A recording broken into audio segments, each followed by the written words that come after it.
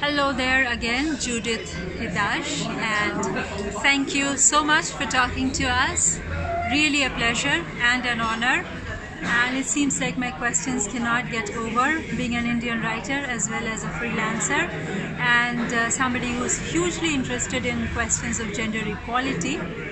Going back to this particular storybook that you brought to the evening, to that session, and you were talking about this lady with the midlife crisis and questions of happiness. I mean, it's like you can pursue it endlessly, right? Happiness 10 miles away, 1,000 miles away. But you said that she makes some mistakes. What mistakes does she make?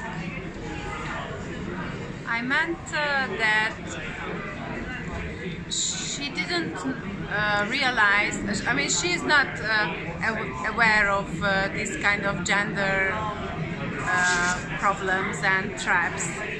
So what I meant by it, that she doesn't know that she has to stand on her own feet. Like she expects so in some ways she lives a traditional life. Like she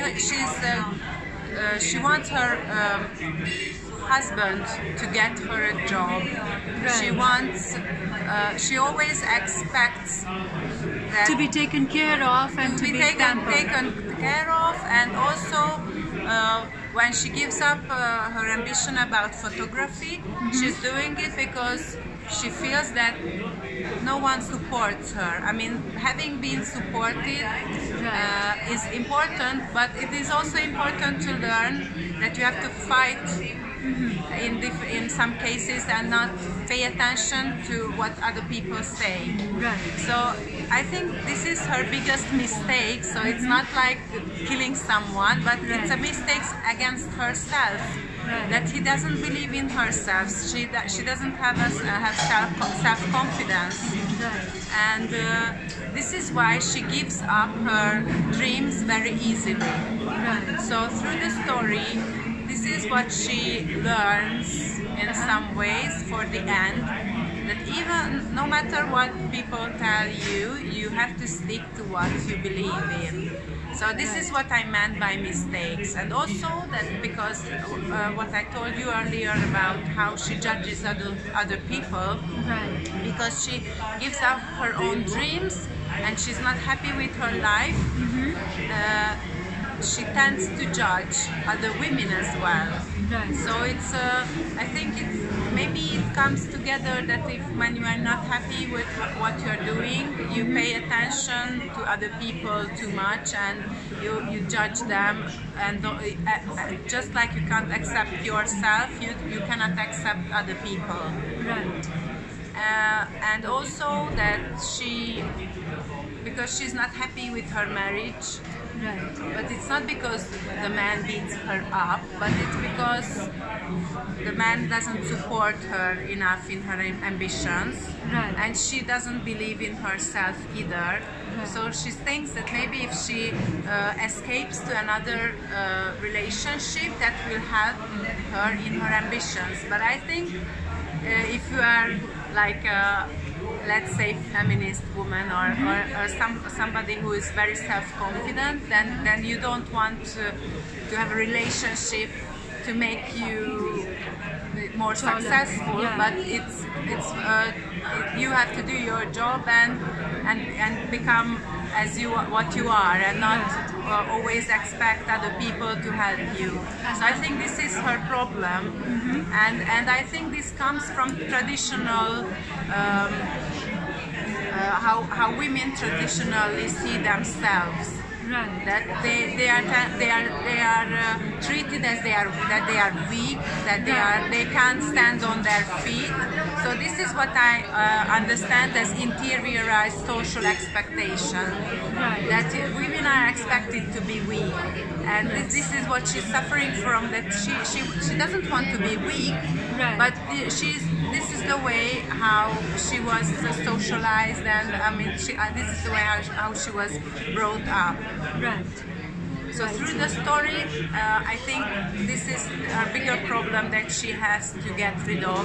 And I think also that this is one of the problems how the glass ceiling effect appears in a person's life. Because if you are not self-confident, you don't believe in yourself, and you think that you are not good enough for something, then you can't fight for your ambitions, and you can't get further with your dreams. So this is what I meant by making mistakes. Yes, wonderful. And we have similar types of situations in the Indian context as well. Women here have, I think, lesser liberty and lesser equality compared to European women. And I think that in so many ways, things are chosen for them, in so many cases, women are not even allowed to choose their life partners or have love marriages and intercaste marriages and so many other things. I mean, lots of women are breaking that mold, and the way they are doing it is by standing on their own 2 feet. But yes, sometimes, very ironically, women themselves become very patriarchal, and that what you call matriarchal, and they become the keepers of these conservative gains. But so that's where the major work for equality movement and the movement of feminism lies. But leaving that aside, would you say that this is the story idea? I mean, you said that women in Hungary in general are not so aware of these feminist ideas. Would you say that this story idea came from, just a general social phenomenon and something that you saw women experiencing a lot around you? What I'm trying to ask is that, is this like a typically Hungarian situation right now? Or is this something that is common to a lot of other European countries, like let's say your neighboring countries, Romania, Slovenia and Slovakia and Czech Republic, Well, I haven't done I haven't examined this in other countries, because what I know is my country. Right. But maybe the situation there is better than in India, from the point that we can choose. Love marriage is a general thing. I mean, we are not forced to marry the man that are given to us. We can divorce. It's not a problem. But still, what I see that, and this is why I wanted to write this book, because even though we can say that we are over these traditions, still the way of thinking stayed. So being subordinate is something that goes from one generation to another, and even if you get rid of these external traditions, it stays in the family's lives. And what I felt that women have to realize what in Hungary, but I think as I spoke here to many women, and I see that the problems are very similar. Yes. But in Hungary, the reason why I wrote this book, because I felt that women just don't see that their problem is about feminism. I mean, maybe I didn't express myself well. That they don't know that we are suffering from something, and it has a lot to do, and feminism could help them to get out of their problems. And this is why I try to show a very typical phenomenon that I see in my neighborhood, in the school of my kids, everywhere. So I didn't want to write about a superhero, because then I always feel that, okay, she's super feminist and super doing everything, but I'm not like her. I mean, I have so many problems that I can't be so self-confident all the time, how these super women maybe in a lot of stories you can see. So I wanted to write about those women who I see around me. Yeah, and maybe it is also typical in other countries in Europe, but I really don't know how things work there. I suppose that in Eastern Europe the situation should be similar, but I don't know about Western Europe, for example. Right. Your other story, which I have said that it's very moving and touching in so many ways, chocolate cake. How did you get the idea for that? Well, most of my stories has a lot to do with my personal experience. So yeah, I had a loss and I and it's something that is always around us, right? Yes, but yeah. But it's very moving, very touching, and very well translated as well, because I have only read the English translation and heard you, and it was really, really nice. Thank you. What are some of the other very, talked about themes in current Hungarian writing? Social themes, political themes.